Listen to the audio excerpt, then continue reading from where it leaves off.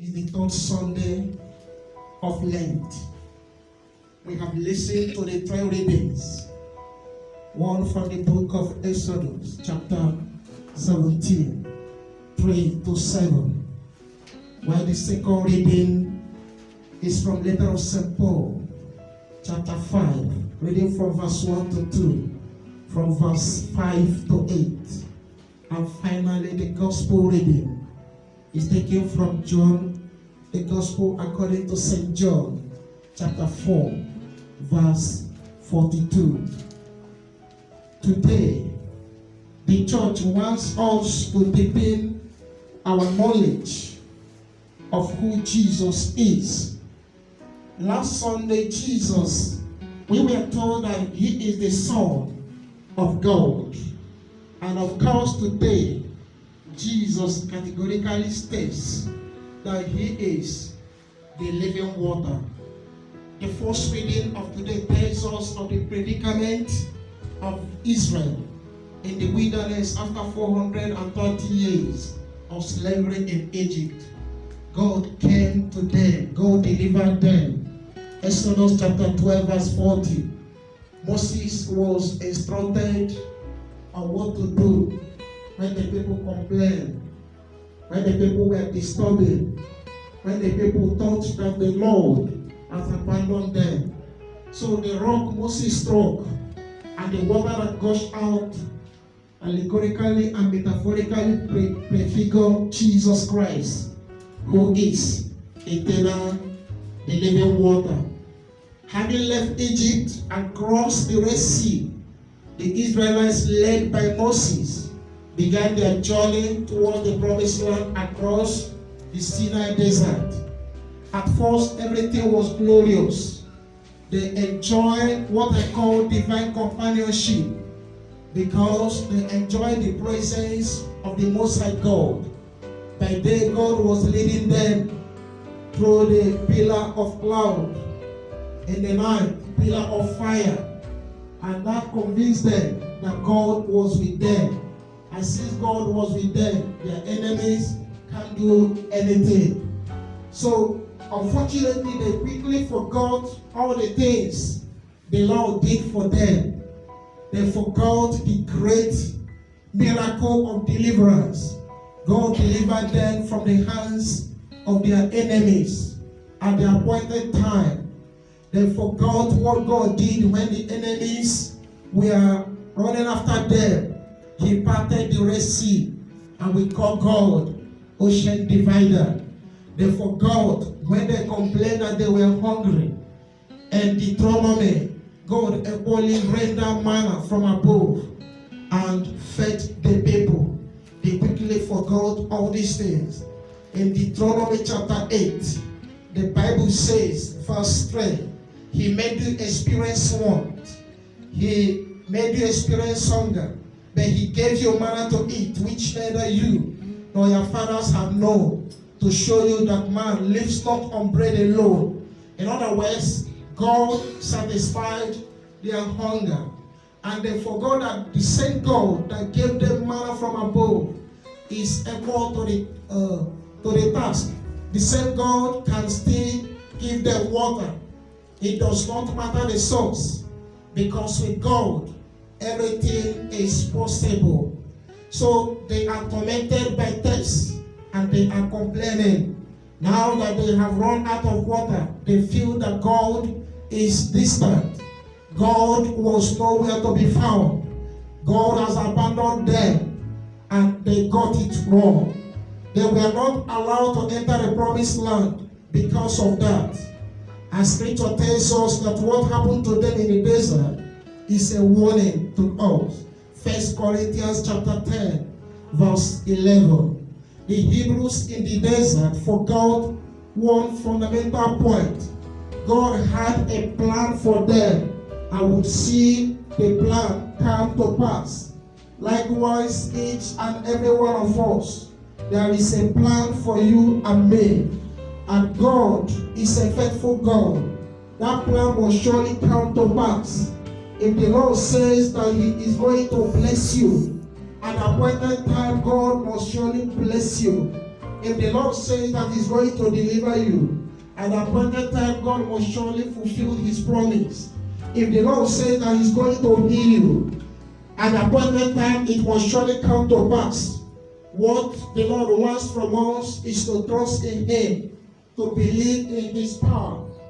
The prophecy of Jeremiah chapter 29, reading from verse 11, the Bible says, "For I know what my plans for you are, plans to save you and not to harm you, plans to give you a future and to give you hope." And Yahweh says, "When you call on me, I will listen. You will seek me and find me when you search for me." The chosen nation forgot that the Lord is always available to them. They didn't call upon the Lord. He said, "When you call on me, I will make myself found. I will answer you." The Bible says in the book of Psalms, chapter 50, verse 15, He said, "Call upon me in your time of calamity. I will deliver you, and you will glorify me."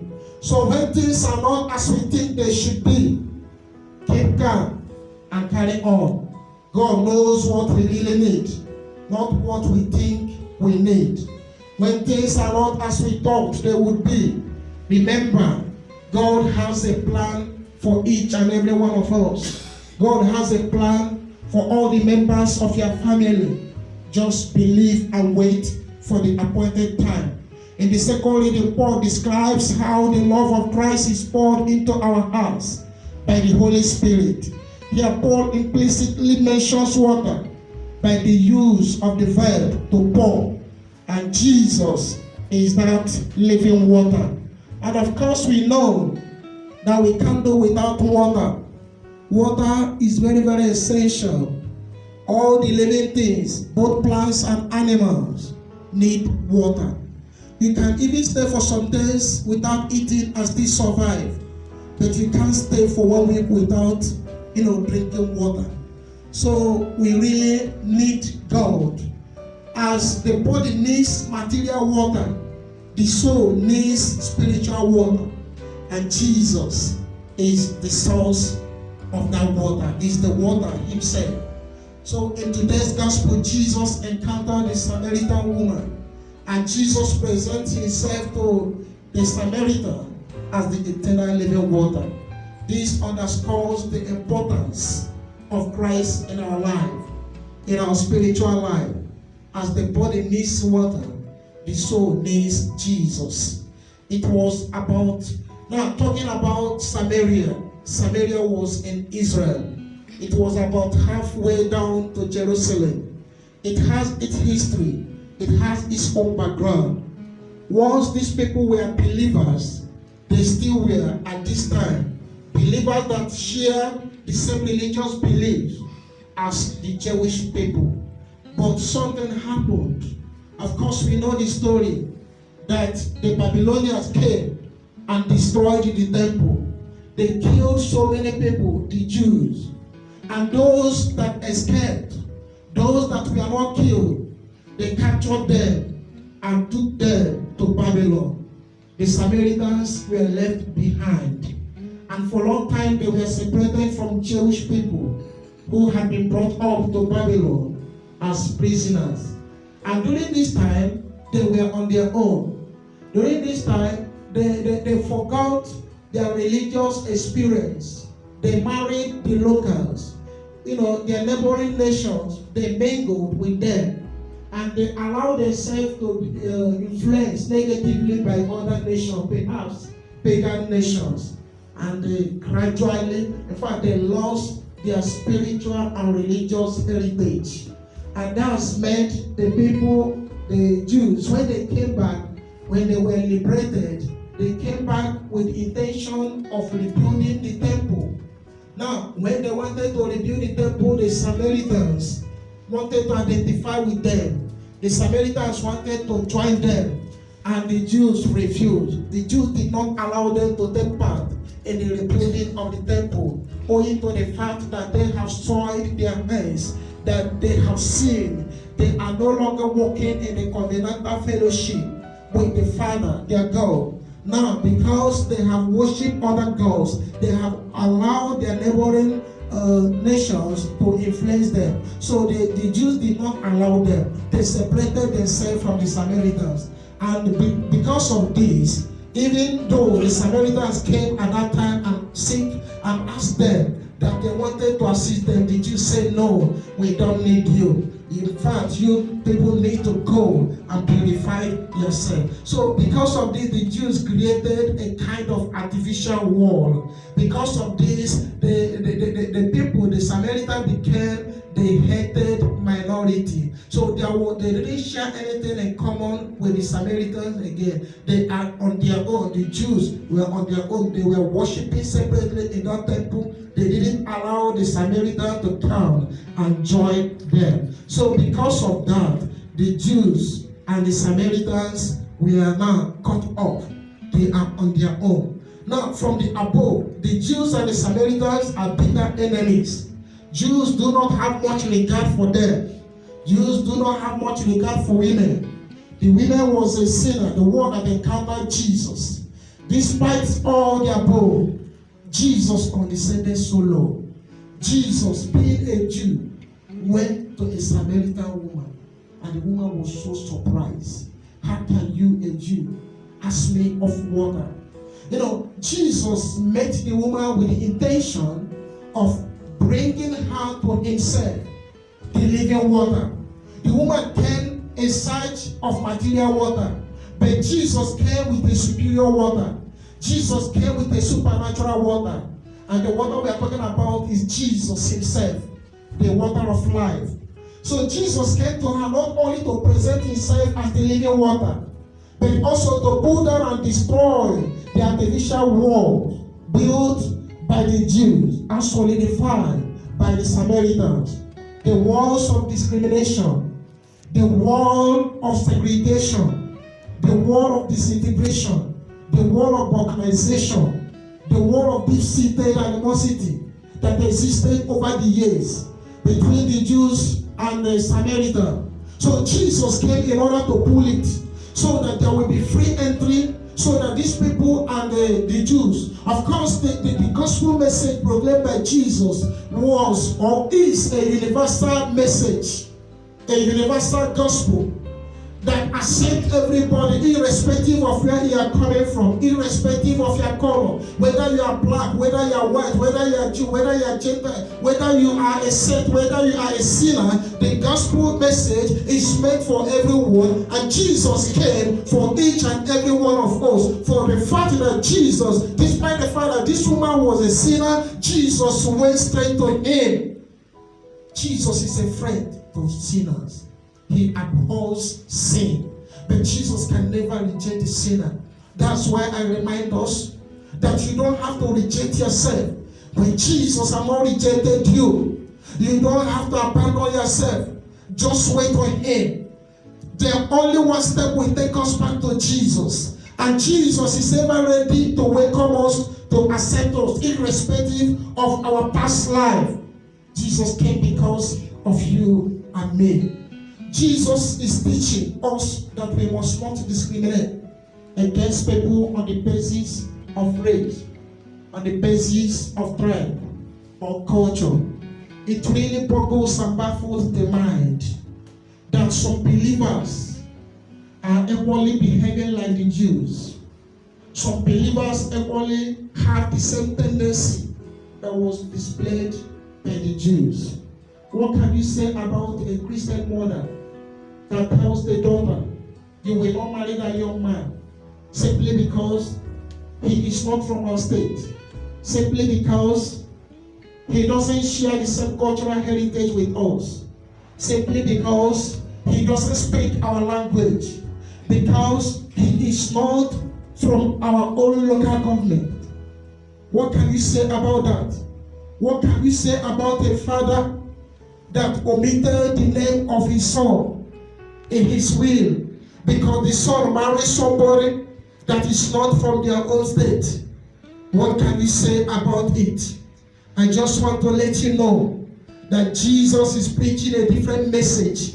Jesus didn't behave like any other Jew. So they to be different from the crowd.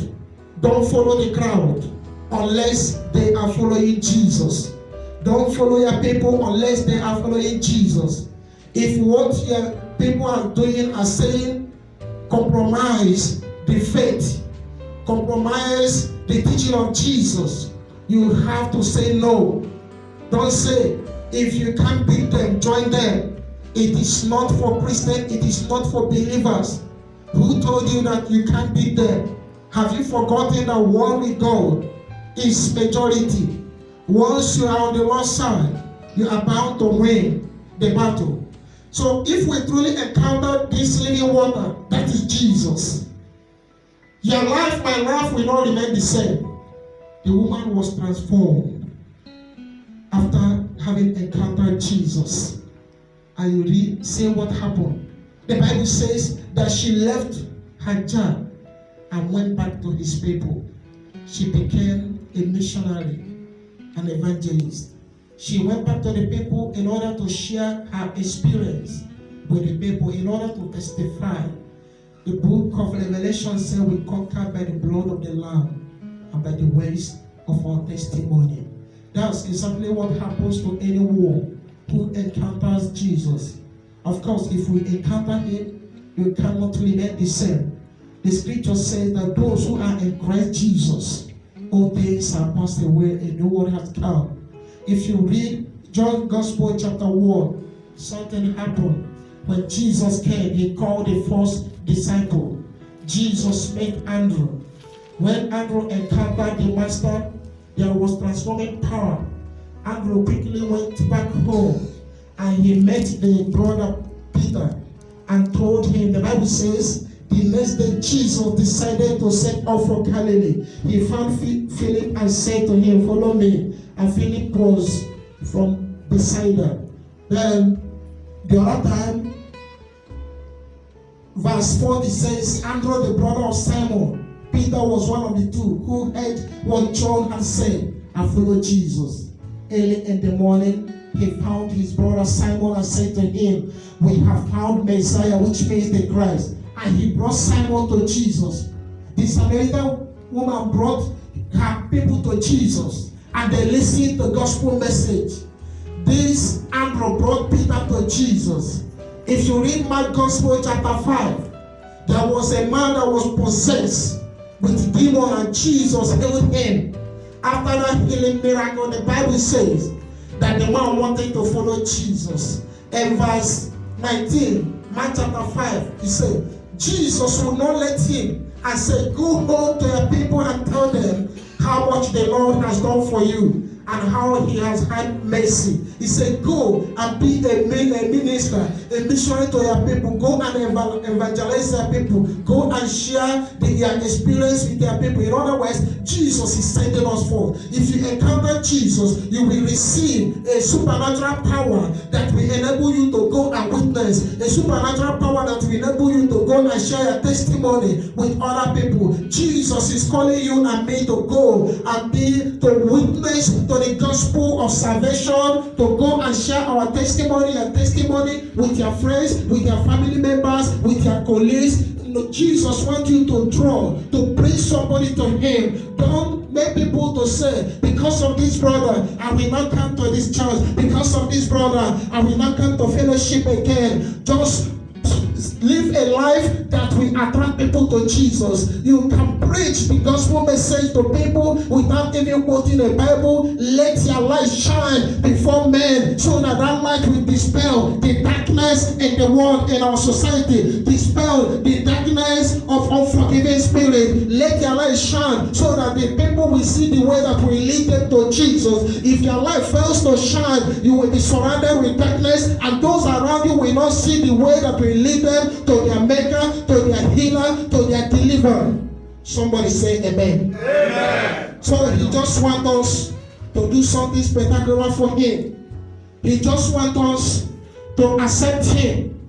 Let me tell you, Jesus is inviting us. Whatever we need, God gives without us paying anything. It's quite unfortunate that God has been offering us this water of life that quenches our thirst.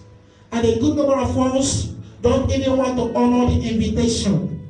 If you read the prophecy of Isaiah, chapter 55, the Bible says, verse 1, come here, all you who are thirsty, come to the water.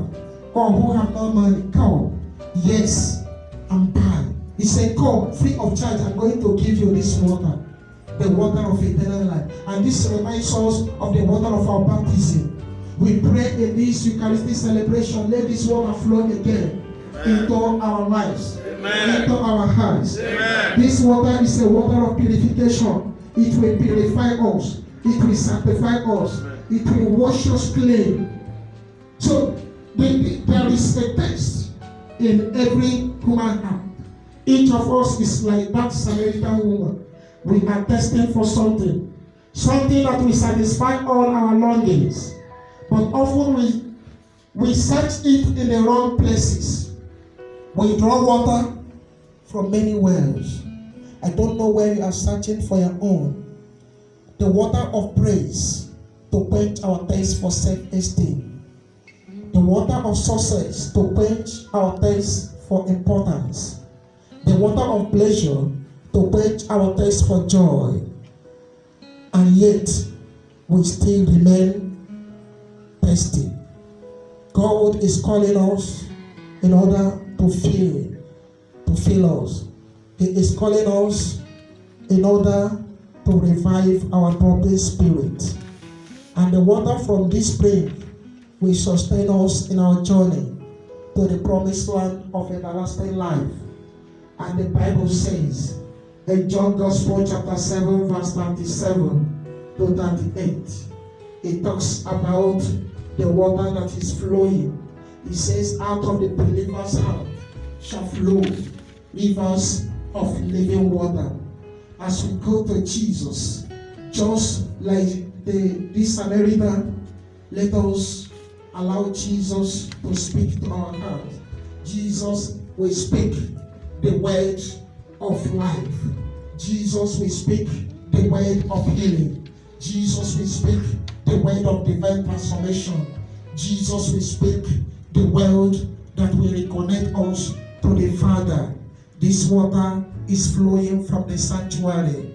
As this water flow, may it flow into our hearts. May it flow into our families. May it flow into the church. May it flow into the society in order to renew the face of the world. This is our heart desire through Christ our Lord. Amen.